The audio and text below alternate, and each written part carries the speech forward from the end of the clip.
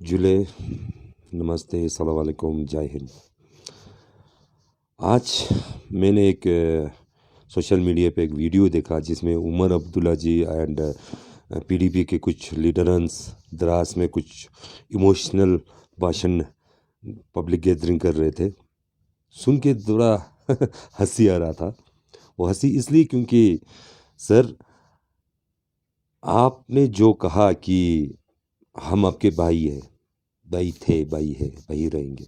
Sorry sir, हमने तो हमेशा भाई माना था आप लोगों को, मगर आपने हमने हमें उस भाई का दर्जा कभी 70 साल में तो कभी नहीं दिया। ना आपके पापा के टाइम, ना आपके टाइम, ना पीडीपी के टाइम, ना कांग्रेस के टाइम। ये आप लोग हमसे 100 गुना ज़्यादा जानते हो।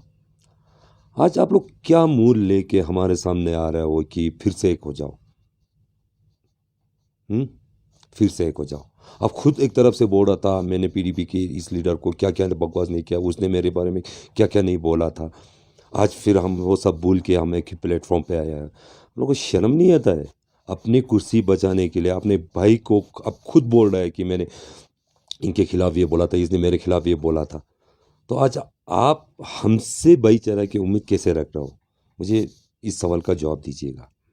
और रहा मेहमान नवाजी का, आपने बोला था जब जैसे हम जुजिला क्रॉस किए था तो हमें लगा जैसे कि ये हम अपनी रियासत में नहीं, हम किसी और के रियासत में एक मेहमान बन के जा रहे हैं। जी हाँ, बिल्कुल सही सोचा ये आपने। आप पहले भी हमारे लिए मेहमान थे, वो तो अलग बात है। आप लोग ने जोर ज़बरदस्ती हमारे मालिक बन के बैठे। ये क्यों नहीं बोलते हो आप? मेहमान तो आप पहले भी थे। जोर ज़बरदस्ती आप लोग हमारे मालिक बन के बैठे थे। 70 साल आप लोग ने ले वाले का कभी भी ख्याल नहीं रखा। हम बहुत सारे इश्यूज़ पे, टैक्स के इश्यूज़ पे, एजुकेशन इश्यूज़ पे, मेडिकल इश्यूज़ पे, इंफ्रास्ट्रक्चर के इशू पे बहुत बार आपसे मिलने की कोशिश की। ग्रुप्स में आके, इंडिविजुअल आके, मतलब ऐसा कोई इशू नहीं जहाँ पर आपसे डिस्कस करने के लिए हमने अपॉइंटमेंट नहीं मांगा, मगर आपने कभी भी हमें अपॉइंटमेंट नहीं दिया। तो आज आप खुद यहाँ आए, थोड़ा तो शर्म कीजिए, आप लोग शर्म कीजिए। और दूसरी बात, आप लोग जब भी कोई बड़ी पोस्ट निकलते हैं, मेडिकल फील्ड में हो या एडमिनिस्ट्रेटिव फील्ड में हो, आप लोग ये क्यों नहीं बोलते? उस समय तो आप लोग का अपना सीट होता था। हमारे बच्चे जितने भी पढ़े लिखे क्यों ना हो, जितने भी टैलेंटेड क्यों ना हो, स्पेशली लेके बच्चे, कभी हमने इम्पोर्टेंस दी? अगर दी तो बोलना हमने इस पॉइंट पे अब ले वाले को इम्पोर्टेंस दे के हमने ये पोस्ट पे हमने ले वाले को हमने इम्पोर्टेंस दे के हमने उनको सीट दिलाया है।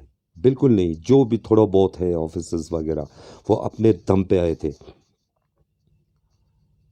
आप लोगों की कभी मेहरबानी नहीं रहा जिस तरह बाकी आपके कश्मीर वाले पे रहते, आपका जम्मू वाले पे आप लोग जितना मेहरबान रहते ना, हम पे तो आप लोग ने कभी मेहरबान नहीं किया। अगर रहते, जो पॉइंट हमारे एमपी साहब ने जो असेंबली में उठाया था, तो उस समय आपके नेता क्यों चुप थे? जवाब क्यों नहीं दिया उस समय? दुनिया को, आपने इंडिया को नहीं पूरी दुनिया को आपके हकीकत जो चेहरा है वो सामने लाया था, तब आप चुप क्यों थे?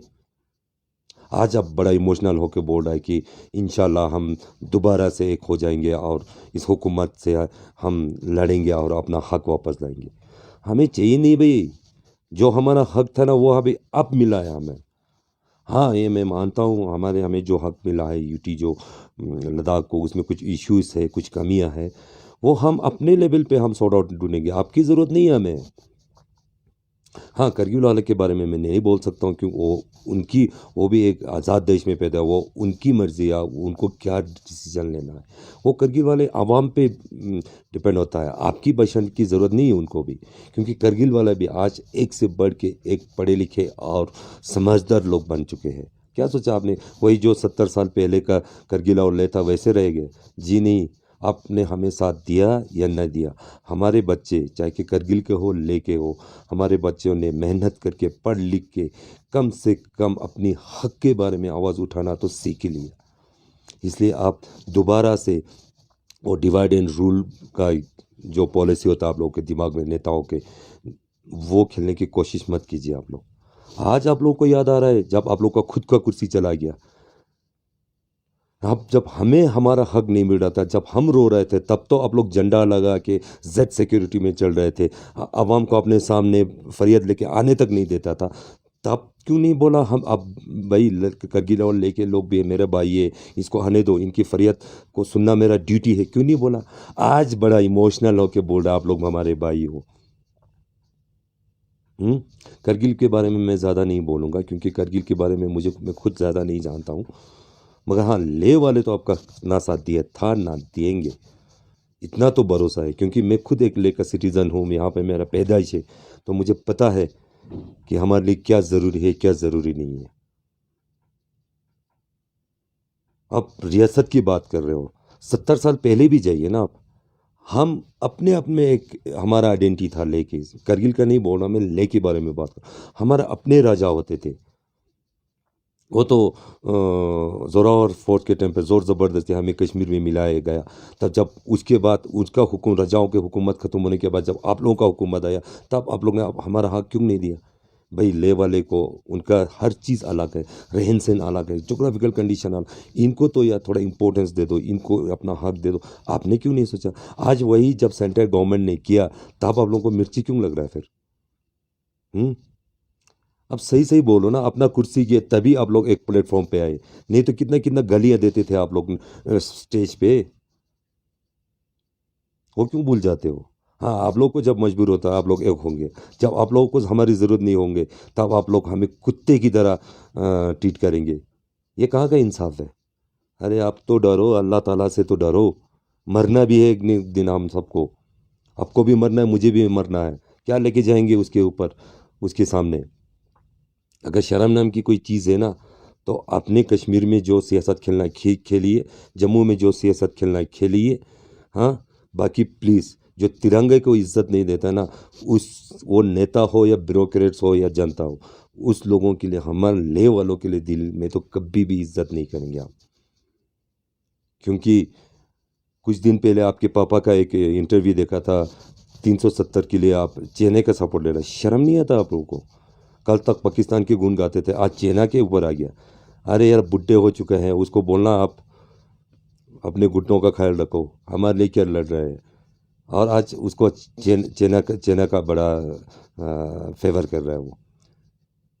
हिंदुस्तान के तिरंगे को तो इज्जत नहीं करता है, बड़ा चाइना आपको इज्जत। पहले जाओ ना एक बार, आपको रोका किसने है? हम लोगों का खून चूस चूस के, हम हमारा हक खा खा के, आप लोग दुनिया भर में आप लोग ने, चाहे कि पीडीपी के नेता हो, चाहे कि आपके कांग्रेस के नेता हो, चाहे कि आप खुद के नेता, आप एनसी के नेता क्यों ना, दुनिया भर में तो आप लोग ने प्रॉपर्टी बनाया। हमारी बेसिक नीड अभी तक 70 साल में आप लोग ने पूरा नहीं की। आज और आप हमसे उम्मीद कर रहे हो कि हम आपके साथ दें, तो सॉरी, आप मेहमान थे, मेहमान है, मेहमान ही रहोगे। हमारे लीडर ना थे, ना है, ना होंगे आप, ये आप ध्यान में रखिएगा। और हम सिख शेड्यूल के लिए क्यों क्यों चिल्ला रहा है? हाँ, कानूनी दावपेच बहुत है, वो पढ़े लिखों के समझ में नहीं आता, हम जैसे अनपढ़ के समझ में तो क्या आएंगे। मगर एक बात हमें भी समझ में आता है, जो उम्र के तकाजे से, यहाँ पे नेचुरल रिसोर्सेज बहुत कम है, पानी की बहुत दिक्कत है, ऑक्सीजन की बहुत दिक्कत है।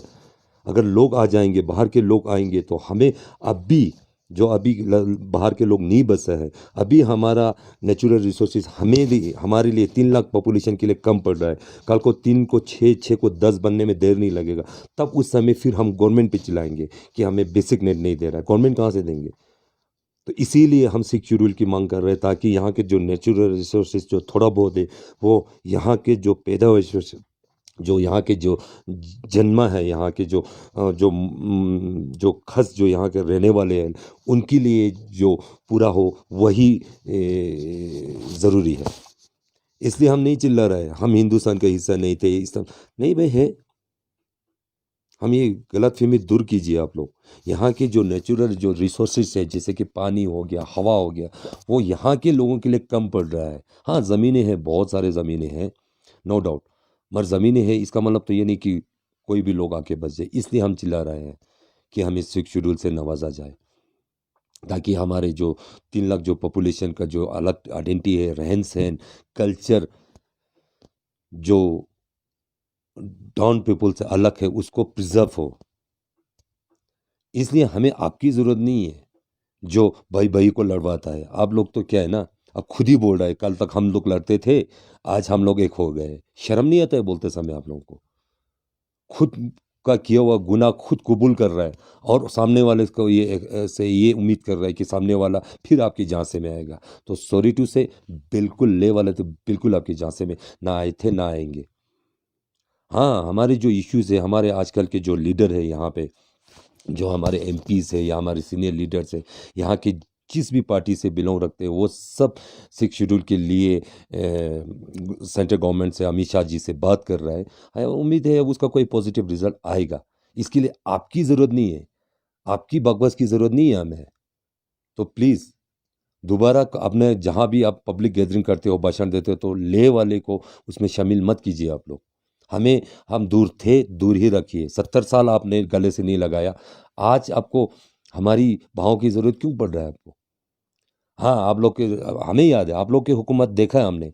जो आपकी फ़ेवर में करते थे, उनको तो बिना एजुकेशन, क्वालिफ़िकेशन हो या ना हो, टैलेंट हो या ना हो, आप लोग प्रमोशन देके बड़े-बड़े ऑफ़िसर बनाते थे, ताकि आपकी हुकूमत यहाँ बरकरार रखे।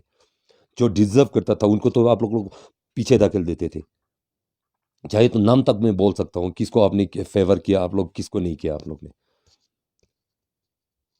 वो आप लोगों की उस गलती का सज़ा हम सब लद्दाखी लोग भुगत रहे हैं। ये आप लोग क्यों नहीं सोचते इस बात को? आज आपकी कुर्सी गया तब आपको हमें याद आ रहा है। आप आज आपका पावर चला गया तब आपको हमारी याद आ रहा है। उस समय तो बड़े जेड सिक्योरिटी में बड़ा पाकिस्तान का झंडा उठा के आप लोग हमें ही गाली देते थे। इंडिया का खा के इंडिया को गाली देते थे। जेड सिक्योरिटी किसने दिया? आपके बाप ने दिया क्या?